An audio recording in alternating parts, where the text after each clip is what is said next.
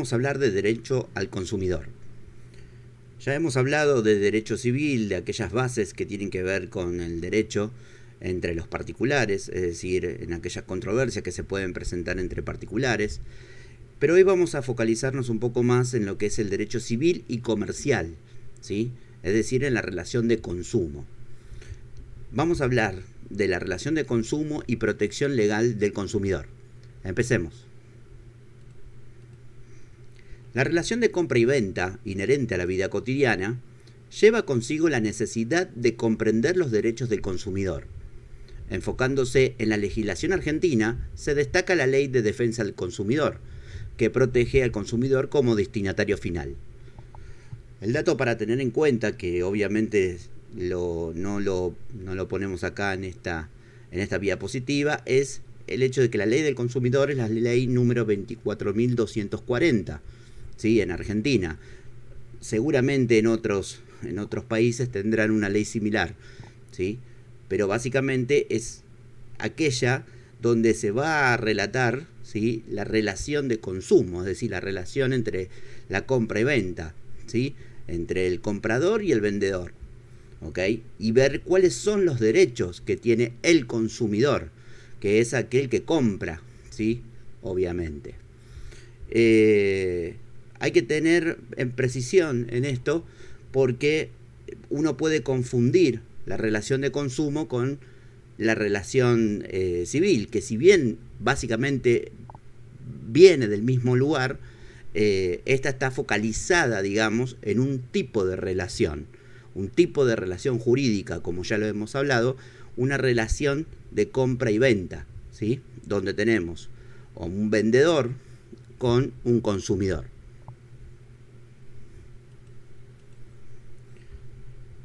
El consumo como fenómeno cultural. El consumo ha evolucionado más allá de las necesidades básicas, convirtiéndose en un fenómeno cultural que refleja estilos de vida y símbolos culturales. El consumismo crea necesidades artificiales y depende del deseo, marcando la importancia de comprender los derechos del consumidor en este contexto.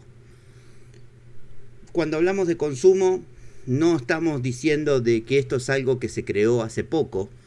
Si bien la ley puede tener pocos años, acá en Argentina, mundialmente la relación de consumo existe prácticamente desde que los seres humanos intercambiaban bienes y servicios. A partir de ese momento, obviamente, se fueron, digamos, de algún modo, las necesidades básicas, ¿sí?, como intercambiando como si fuera un fenómeno cultural. Entonces, tenemos que pensar de que obviamente en esa relación de consumo, independientemente de los derechos que se juegan a la hora del intercambio, también a veces hay ciertas necesidades artificiales.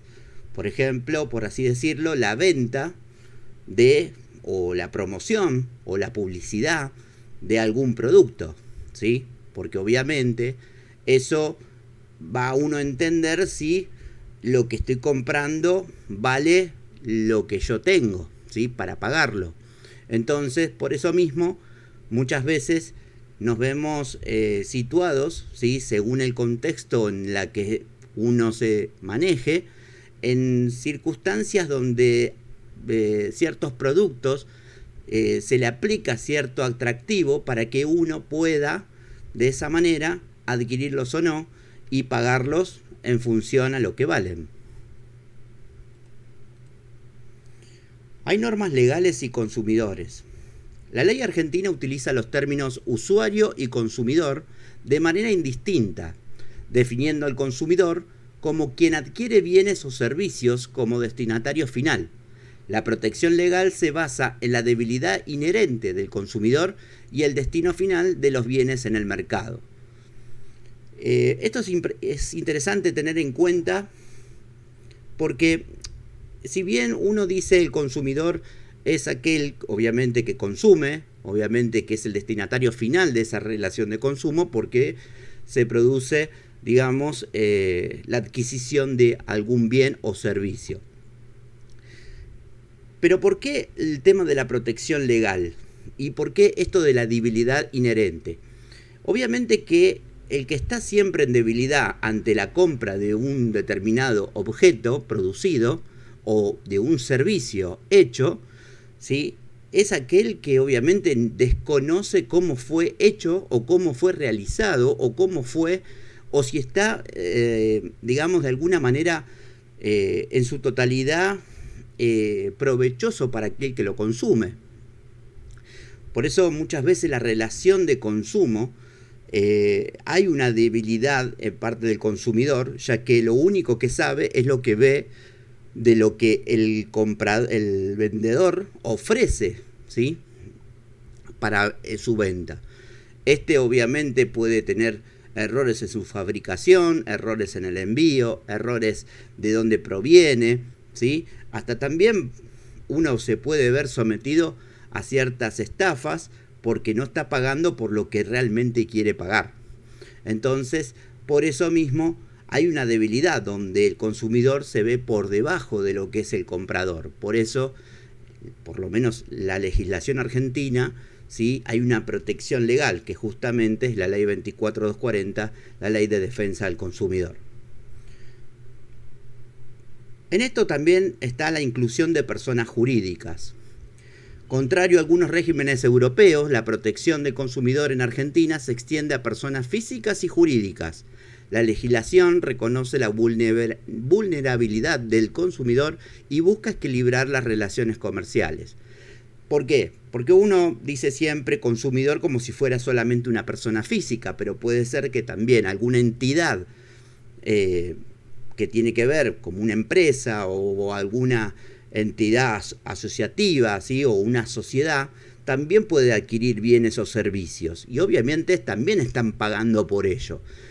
Pero, por eso, muchas veces las personas físicas son las que uno dice consumidor como si fuera el único, ¿sí?, la única focalización que tiene, digamos, la persona física. Pero también puede ser consumidor una persona jurídica. Por eso la ley se extiende de alguna manera en ambos tipos de personas, ¿sí?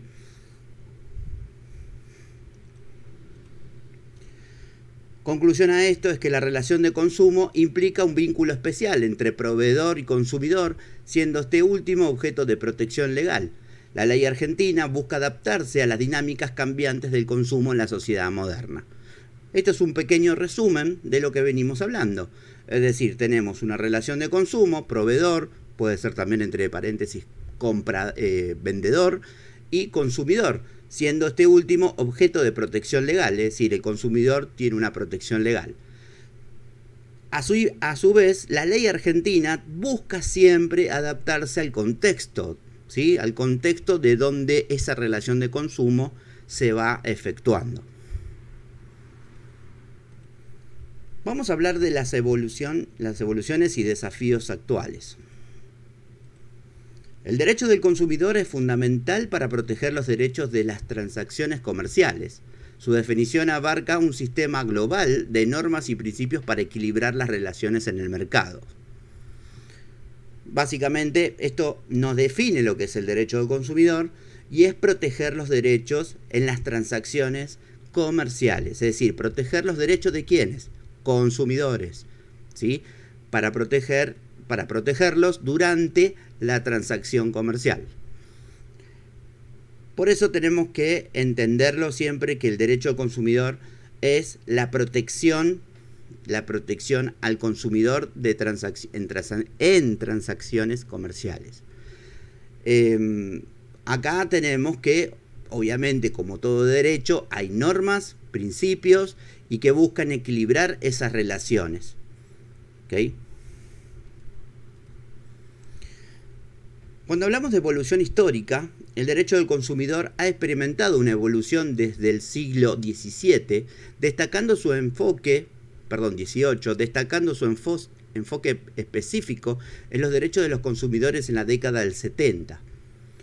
También hubo una desigualdad en la relación de consumo que nace de la necesidad de abordar la desigualdad entre consumidores y vendedores. El derecho del consumidor busca proteger a la parte más débil en estas relaciones. Y luego tenemos un desarrollo conceptual del consumo, donde la concepción del consumo ha evolucionado desde considerarse una rama exclusiva de la economía hasta abarcar factores culturales, sociales y psicológicos. Bueno, acá tenemos básicamente una explicación de todo lo que venimos hablando. Es decir, tenemos una evolución histórica, ¿sí? Donde la podemos poner en una línea de tiempo, ¿sí? Donde se experimenta a partir del siglo XVIII. Luego hablamos de la desigualdad en la relación de consumo, que es lo que veníamos diciendo, donde se busca la protección legal al consumidor, que obviamente es la parte más débil de esa relación jurídica. Y luego tenemos esta cuestión de que la evolución, ¿sí? Abarca muchos aspectos. Es decir, ya no es solamente un intercambio de bienes o servicios, sino que también se producen factores, ¿sí? Que abordan lo cultural, lo social y lo psicológico. Para hacerlo un poquito más llevado al llano, la propia venta u oferta que a uno le atrae o, mejor dicho, lo satisface, ¿sí? Para adquirir un producto. Ese es un ejemplo, por ejemplo, de lo que estamos hablando, ¿no? Es decir, de esa evolución. Ya no es una cuestión de intercambio así fría, sino estamos hablando de una relación donde se incorporan muchos factores que hacen también a esta cuestión de que no haya una relación trunca o una relación donde haya un abuso de parte del proveedor sobre el consumidor. Como conclusión, el derecho al consumidor se adapta a los cambios en la sociedad y en las dinámicas de consumo para garantizar relaciones equitativas y justas. Básicamente tenemos acá otra definición respecto al derecho al consumidor, donde tenemos que decir que el derecho propiamente del consumidor se acomoda a los cambios que la sociedad sufre, o mejor dicho, tiene, ¿sí? Y así también logra garantizar una relación equitativa y justa. La palabra equitativa tenemos que siempre decirla como algo que el intercambio se dio en forma satisfactoria. Imagínense de que ustedes van a, no sé, a comprar un auto, un vehículo, un coche, y resulta ser de que cuando ustedes van a pagar por ese coche, ustedes lo pagan un dinero que es totalmente superior a lo que ustedes pueden pagar, ¿no? Es decir, entonces, digamos que ahí no hay una cuestión de equidad, ¿no? Es decir, estamos hablando de un producto que tiene un precio, un valor que está por encima, ¿sí? De lo que realmente cuesta y de lo que atrae. Y además también, eso es a nivel económico, a nivel cultural, social y psicológico. Tal vez uno está comprando un auto o un coche, como le venía diciendo, con determinado equipamiento, con determinada belleza o algo parecido, y después resulta ser de que el motor que tiene unos daños que produce que no se puede andar más de 1000 kilómetros. Entonces ahí tenemos, por ejemplo, alguna cuestión donde no se produce esta equidad entre ambas partes.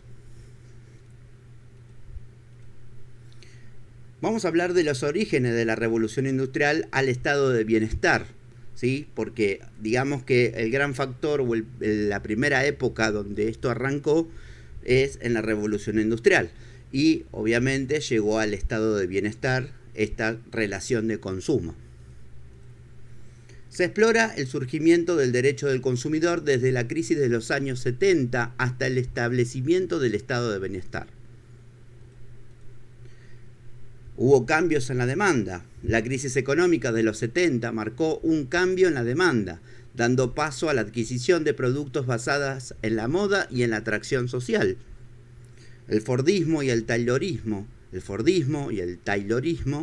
junto con la planificación de las obsolencias, transformaron la sociedad y la cultura, llevando al desarrollo del consumo masivo.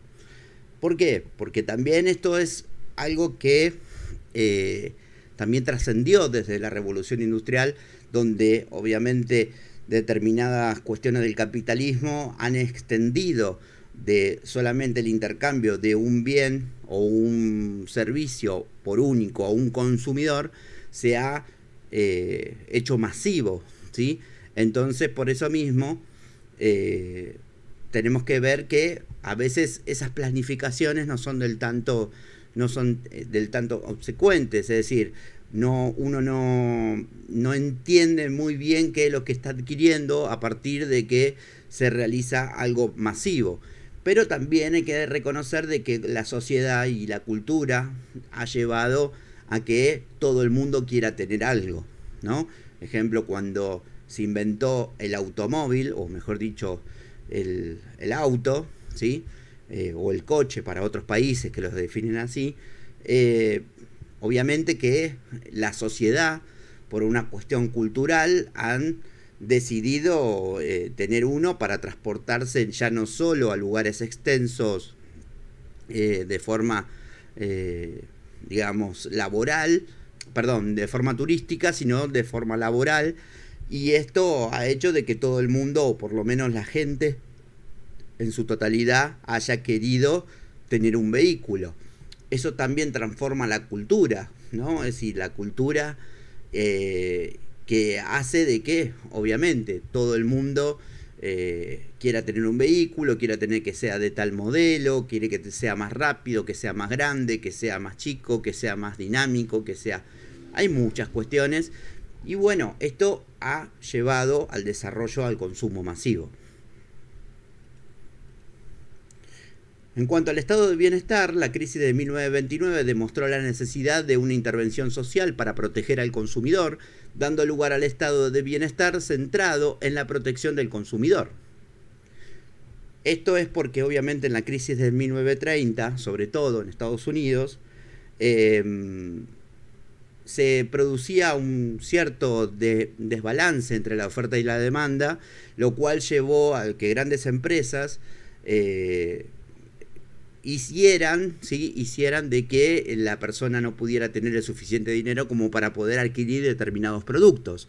Entonces, por eso hubo el Estado empezó a formar parte, digamos, de esa relación en cuanto a destinar o darle una regularización a ese aspecto de lo comercial, ¿no? Es decir, porque estaban viendo de que se producían un montón de productos, nadie los compraba, y esto obviamente generó un declive al nivel económico, pero independientemente a ello, ¿sí? Independientemente a esta cuestión económica que trajo el desbalance de esa crisis, también hay que reconocer de que a veces la relación entre el proveedor y el consumidor estaba, digamos, totalmente desbalanceada y, digámoslo de alguna forma, el proveedor quería proveer de objetos sin ningún respaldo, ¿sí?